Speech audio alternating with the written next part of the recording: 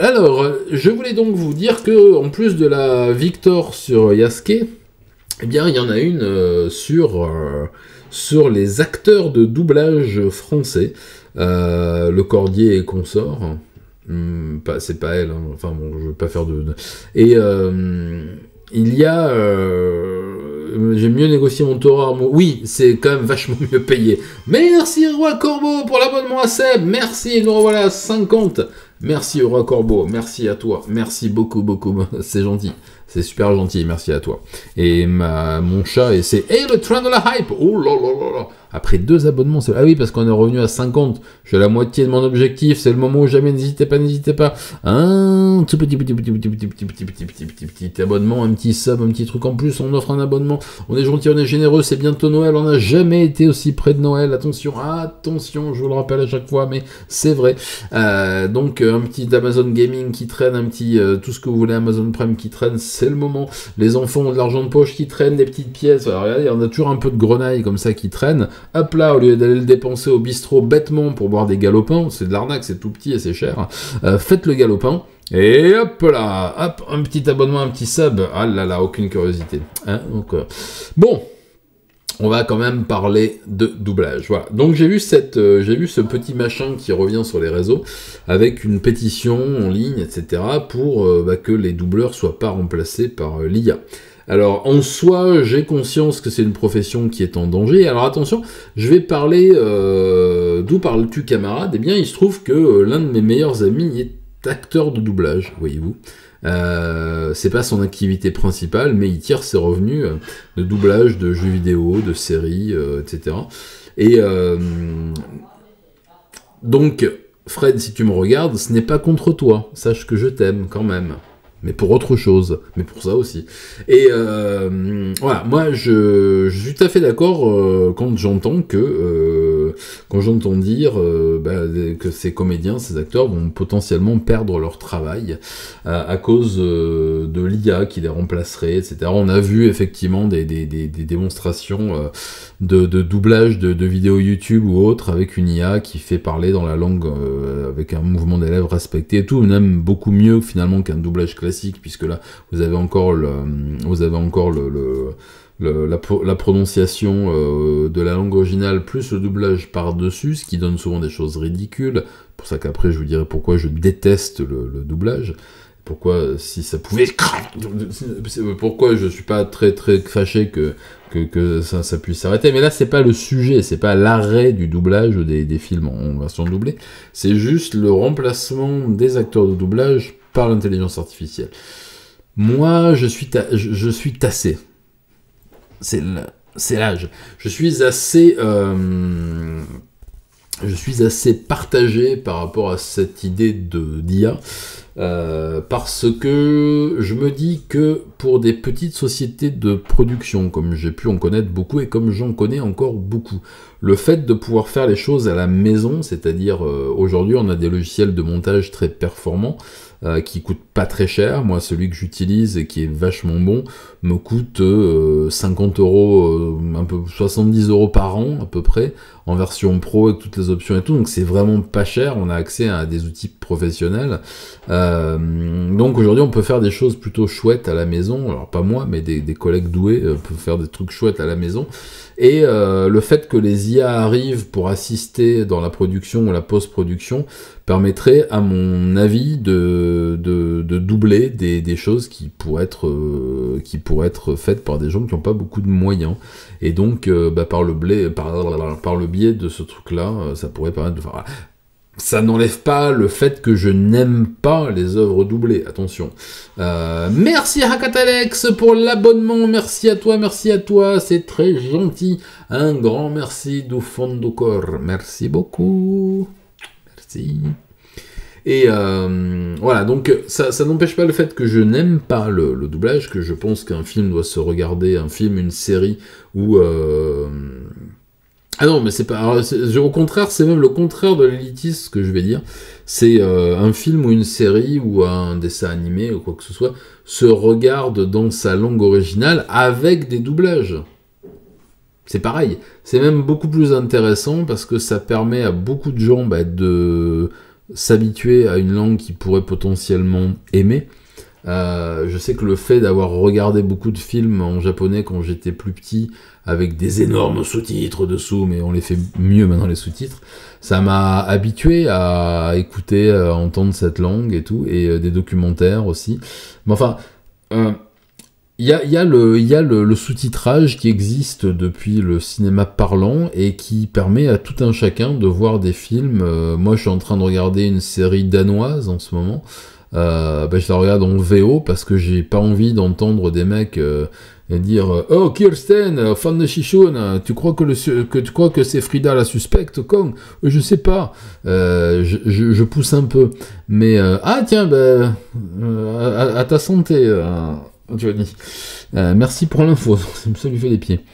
Et donc je pense que voilà, c'est clairement dénaturer une œuvre même mauvaise. J'ai compris ça quand j'ai déménagé au Japon et que j'ai vu mes premiers films français doublés en japonais. Et ça ne se fait plus aujourd'hui. Au Japon, vous avez quasiment plus de doublage, tout est en sous-titres.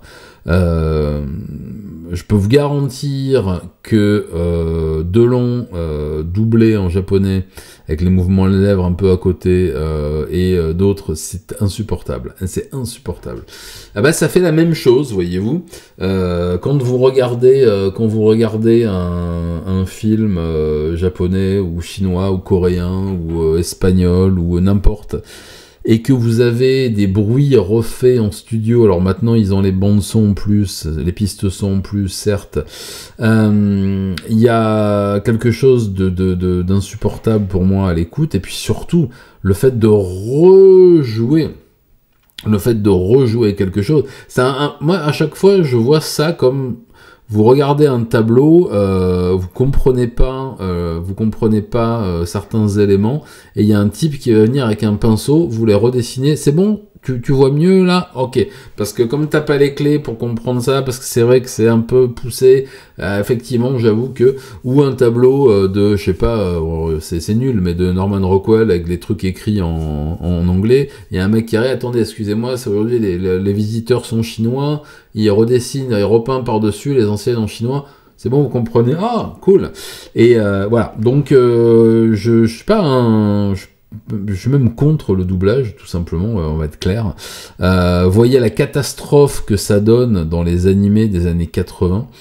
Où vous avez des héros qui s'appellent Stéphanie, Jean-Claude, Guillaume. Tu peux me passer un sandwich s'il te plaît, et qui lui passe un onigiri ou un truc comme ça. C'est juste impossible. Les noms de famille, les Bouvier, les Durand, c'est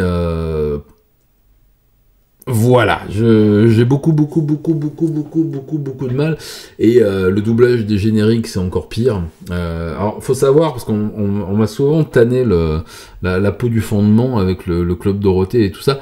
J'avais 25 ans à l'époque, voyez-vous, quand c'est sorti, donc je ne regardais pas le Club Dorothée. Je faisais du black metal dans ma cave avec mes copains à l'époque, voilà. Je n'avais pas de télévision, et si jamais j'en avais une, je pense que je l'aurais sacrifié à Lucifer. Non mais oh. Donc non, ça ne me dit rien. Et par contre, je les ai découverts beaucoup sur le tard, les génériques. Et si j'avais été plus jeune, ça aurait peut-être été des petits souvenirs, un truc comme ça n'évoque rien. Mais quand j'entends les génériques français, je vous avoue qu'il peut m'arriver d'avoir envie d'oxyre des gens. Voilà. Non, ça se fait plus. Ça se fait plus, j'ai vu ça, heureusement. Alors, je crois il y en a eu un ou deux de refaits, si, quand même, parce que ma fille, l'autre jour, me dit « Papa, écoute-moi ça !» Et elle cherchait, je sais plus quelle saison de Cardcaptor Sakura, une série pour filles des années 2000, et elle les trouve sur... ah ben voilà, hop, j'étais en train d'en parler. Et elle le trouve sur une chaîne du câble, là, et le générique était en français. C'était pas une réussite, hein. Ouh là là. Mais il y en a aucun. Oui, c'est certain. Oui, mais je pense que c'est très drôle de les revoir. C'est pour moi, je t'ai dit, ça évoque pas grand chose pour moi. Donc, effectivement, je trouve ça moyennement drôle. Mais effectivement, je sais que pour beaucoup, et pour des, pour des Sentai et tout ça aussi, mais voilà, c'est très compliqué. Et alors, le pire du pire, moi, qui suis un grand fan de western.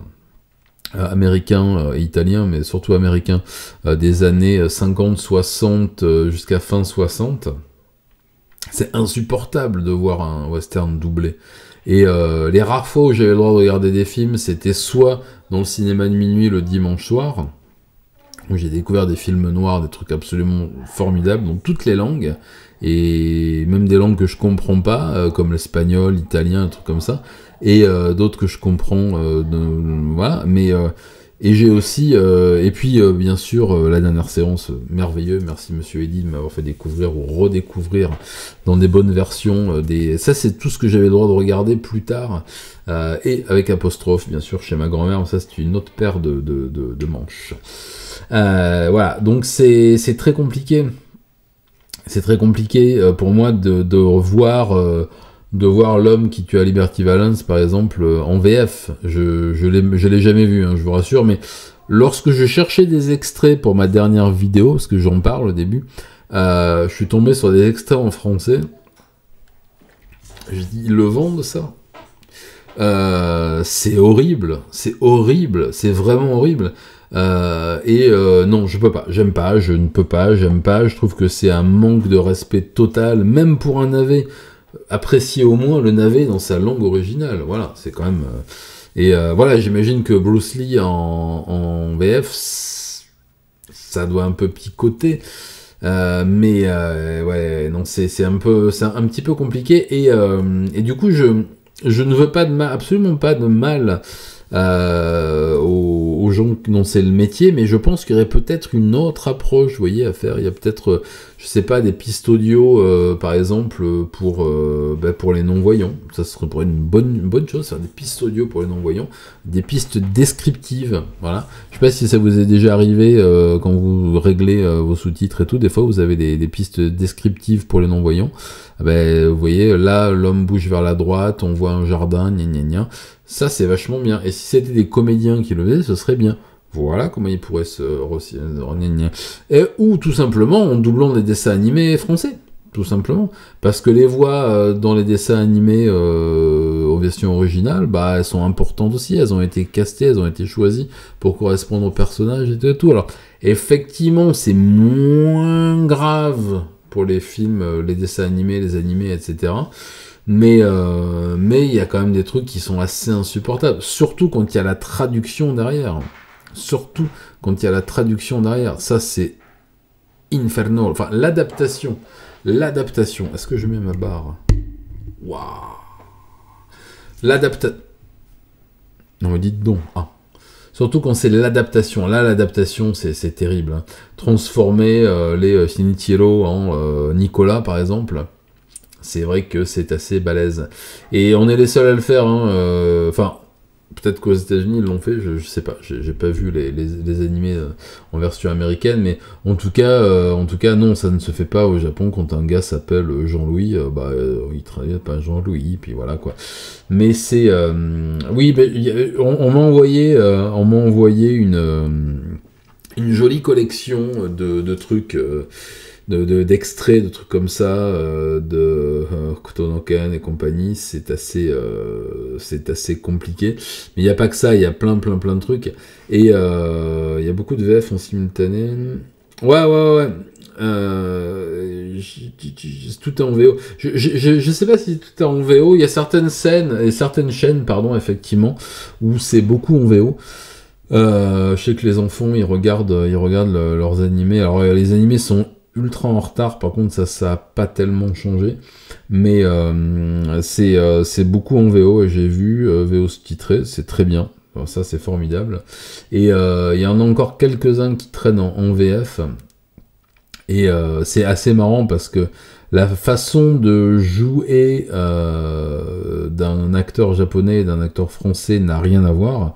Et surtout dans les animés, quand vous regardez un animé sportif par exemple, le comédien va jouer super exagéré. Bonjour, bon retour Alain, j'espère que la conf de Yon s'est bien passée, je n'en doute pas un instant.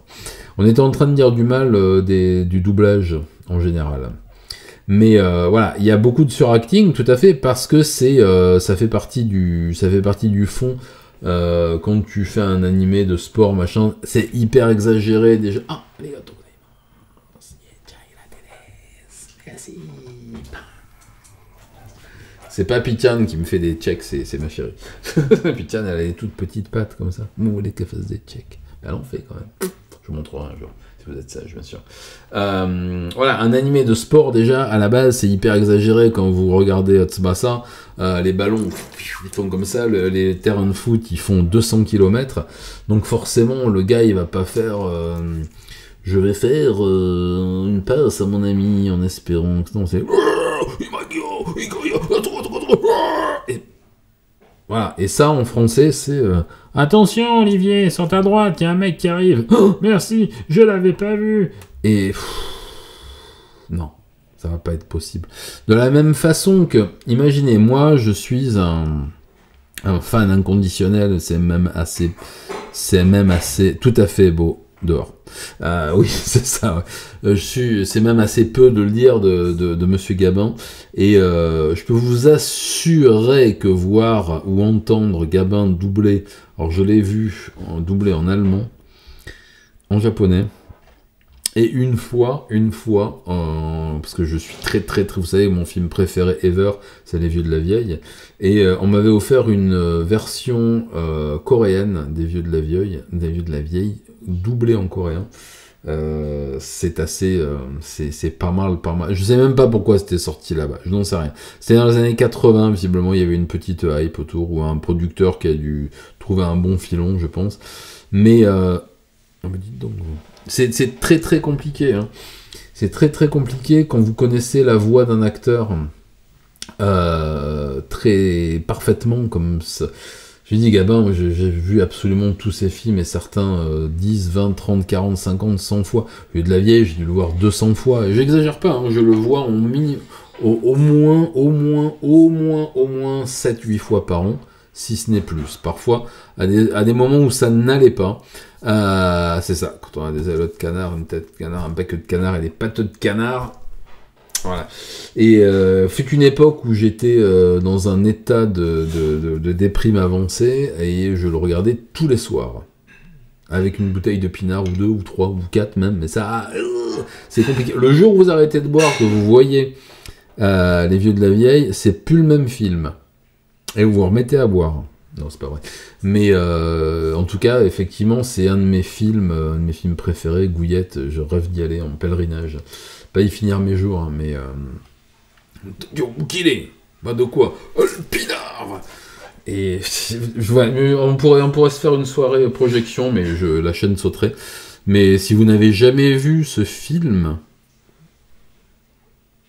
déjà je vous plains, ou je vous envie, parce que vous allez le découvrir, et ça, finalement, c'est pas plus mal. Non, c'est un chef-d'œuvre absolu, mais par contre en français. Voilà. Ah ben pour la même raison, quand j'entends qu'il y en a des qui disent sur tes conseils, je suis allé voir les films de, je sais pas, on va dire un truc lieu commun, Kurosawa. C'est vachement bien et tout, et gna gna gna. J'ai ah bon, et je l'ai vu en français. Ah ben j'ai dit tu l'as pas vu alors. Donc tu l'as pas vu. C'est comme, voilà, pour moi c'est l'exemple parfait d'un truc, si vous voyez Les Vieux de la Vieille en traduit, en doublé et traduit, vous comprendrez pas du tout les jeux de mots, les subtilités des dialogues d'Audiard, et puis surtout de la prose de René Fallet, enfin le jeu de Noël de Freinet, de Gabin, enfin non, vous allez entendre des acteurs coréens qui savent pas qui c'est, les gars qui doublent et qui font voilà, salut, voilà. Qu'est-ce qu'il dit? Oui, bah bonne idée, tiens, vas-y. Donc ça c'est voilà, ça c'est niet. Et puis bah une fois de plus, le fait d'apprécier un film dans sa langue originale vous plonge encore plus dans le film. Et quand on me dit ouais mais faut lire, si vous savez pas lire, je vous plains, mais il y a des solutions. C'est apprendre à lire. Et en fait, quand vous rentrez dans un film et que vous êtes imprégné par la langue, par les sons, par tout ça, ben, vous êtes vraiment imprégné dans ce film-là. Une fois que vous êtes dedans, vous ne remarquez même plus que c'est une langue que vous ne comprenez pas. Moi, quand je regarde des films, là en ce moment, je dis des trucs en danois, je ne parle pas le danois, à mon grand regret, mais pas le chien, la langue. Mais par contre, j'ai plus l'impression d'écouter une langue étrangère parce que je suis rentré dans le machin. J'ai les yeux qui scannent comme ça les sous-titres régulièrement et ça m'a fait rentrer dedans très vite. Mais voilà, je pense que le sous-titrage est la seule solution possible pour regarder un film étranger. Et vous remarquerez en plus que si vous apprenez une langue, au hasard le japonais, et que vous ne la parlez pas du tout au début, ce qui est tout à fait normal puisque vous l'apprenez, vous me suivez, eh bien, au fur et à mesure de votre découverte de la langue et de votre maîtrise, au début très relative et puis de plus en plus sûre de cette langue, vous remarquerez que les sous-titres parfois sont extrêmement simplifiés pour que vous n'ayez pas besoin de faire des gymnastiques mentales pour comprendre les trucs. Et là, moi ça m'arrive souvent quand on invite des amis à voir des films, oui on a des amis, et alors, ça vous étonne, non? Quand on invite des amis à voir des films japonais à la maison, qui sont pas trop trouvables ou n'importe, qu'on a, ah mais tiens vous connaissez pas ça, on va regarder, on les met en VO STF là, et ou STA, STI, selon l'origine des amis, hein, ça suffit maintenant ce racisme latent. Oui, j'ai des amis portugais aussi qui viennent regarder des films brésiliens, d'ailleurs c'est moi qui suis raciste, qui viennent regarder des films japonais sous-titrés en portugais. Voilà. Et ouais. Et pas vous. Voilà. C'est comme ça. Et du coup, je me rends compte que les traductions, parfois, quand elles sont dans une langue que je comprends, donc en l'occurrence pas le portugais, sont des fois un peu approximatives. Je dis tiens, là, fais voir la société de prod ou la boîte de diffusion, n'importe. Je dis, ah, c'est piti quand même. Hein. Donc, effectivement, je pense qu'ils ont dû un peu tirer sur les budgets de traduction. Et il faut savoir que la traduction, c'est quelque chose de très, très, très compliqué. J'en avais déjà un peu parlé. Et je vous en reparle un peu ce soir pour faire le lien avec justement l'activité de sous-titrage que j'ai pratiqué, moi aussi, pas plus tard qu'il n'y a pas très longtemps. C'est traduire quelque chose, c'est pas juste lire ou écouter et retranscrire. C'est beaucoup plus compliqué que ça parce qu'il faut faire des associations avec des références, traduire des idiomes, des choses propres à la langue, propres à la façon de s'exprimer, mais aussi réadapter à l'époque, réadapter au pays, essayer de pas juste lâcher comme ça des mots pour faire bien, mais aussi les expliquer, mettre des notes de traduction, etc. Donc c'est vraiment un exercice à part entière. C'est pas une ville. Hein. Et justement, je trouve que le chat est revenu. Je trouve qu'on est, on perd de ça aussi dans certaines.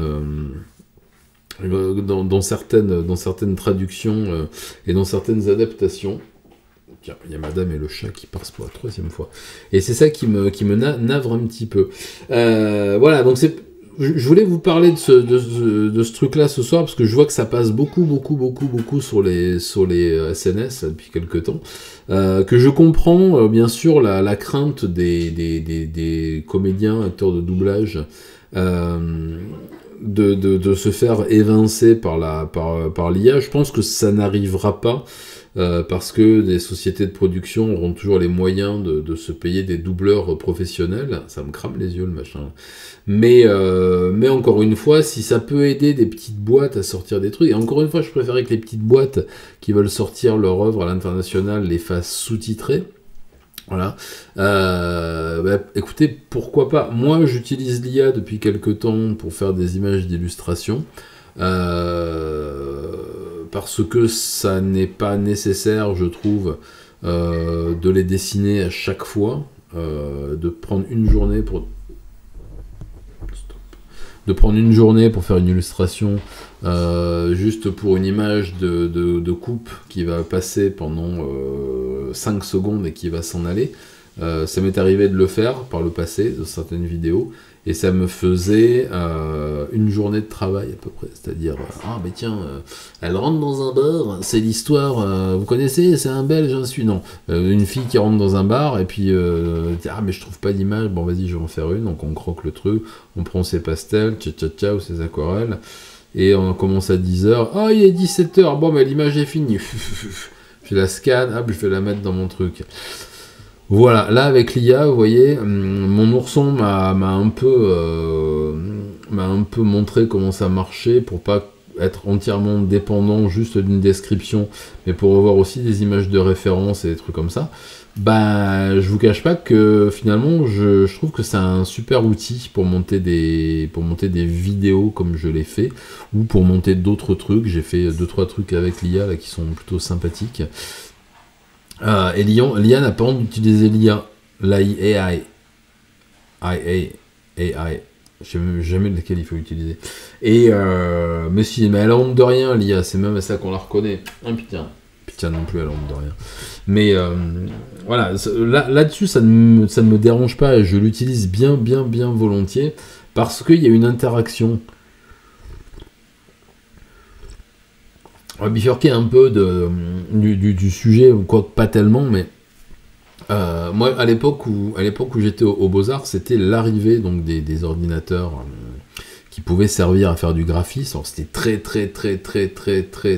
bientôt, non, très rudimentaire, mais j'avais quand même les vieilles barbes de, ce qui est mon cas aujourd'hui, mais à l'époque c'était eux, des Beaux-Arts qui nous disaient jamais, le dessin c'est avec un crayon ou un pinceau, jamais je n'utiliserai ce genre de truc, sacre bleu.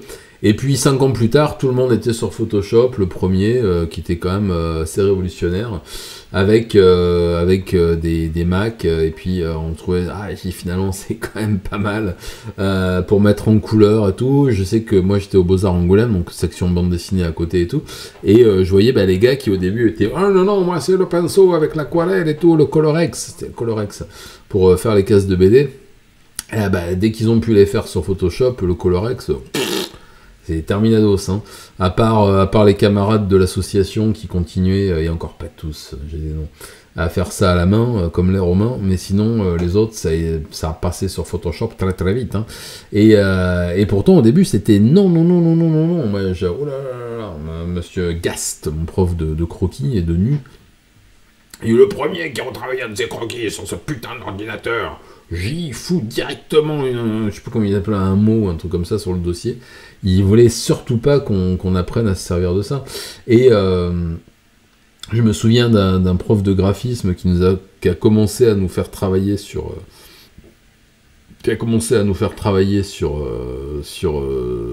ordi, et qui lui commençait à faire de la programmation. Alors à l'époque c'était des langages totalement inutiles, hein, le Pascal, le Basic, tous ces trucs qui ont disparu, et tout à fait, je montais des danoises à la main, tout à fait. C'est comme ça qu'elles sont le mieux, hein. Non, il doit y avoir un sens caché à cette phrase, mais je n'arrive pas à le saisir tout de suite, parce que je suis un peu fatigué, ou que j'ai pas bu assez de chai latte. Le chai latte, ça commence à faire effet au bout du 27e. Voilà. Diurétique, bien entendu.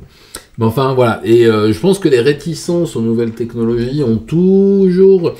Vous voyez, dans la profession qui est la mienne aujourd'hui, donc celle de faire des dessins sur la peau des gens, eh bien, autrefois, voyez-vous, à l'époque où j'ai commencé, il y a fort longtemps, nous avions des machines mécaniques avec des petites bobines qui faisaient très fort, qu'on branchait sur l'électricité avec un système de plus et de moins qui se... des coins, donc des résistances, et qui tapaient sur un machin en fer, comme ça, et qui faisait vibrer une aiguille.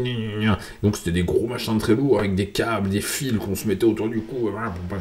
Et aujourd'hui, c'est des petits machins, je vous ai montré le mien, le truc pour tatouer. Oh, vous êtes... Hein. Et ça fait... C'est la même qui font pas de bruit. C'est très léger, voilà, c'est gros comme cette petite machine, un peu... Et il y en a qui crient au scandale. Quoi, mais je sais pas possible, on a perdu tout ça, et puis le bruit, bah oui, j'ai dit, le bruit, oui, tous les tatoueurs de mon âge, ils sont sourdingues, les gars.